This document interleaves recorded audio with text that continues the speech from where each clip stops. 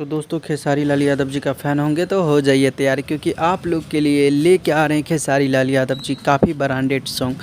तो उसी सॉन्ग के बारे में बात करेंगे। तो जी हाँ दोस्तों, आप लोग को बताना चाहूँगा, आप लोग सोच रहे होंगे कि खेसारी लाल यादव जी का गाना क्यों नहीं आ रहा है। तो दोस्तों आप लोग को बता दूँ, खेसारी लाल यादव जी का गाना जो है ट्रेंडिंग में चलता है, और खेसारी लाल यादव जी 10 दिन या 15 दिन पे एक गाना देंगे, क्योंकि आप लोग को पता ही है एग्रीमेंट वाला बात है, और ग्लोबल म्यूजिक का भी बहुत सारे गाने को रिकॉर्ड कर रहे हैं। तो इसके वजह से जो है गाना नहीं आ रहा है, और बीच बीच में आता रहेगा। 10 दिन पे कोई न कोई गाना आता ही रहेगा।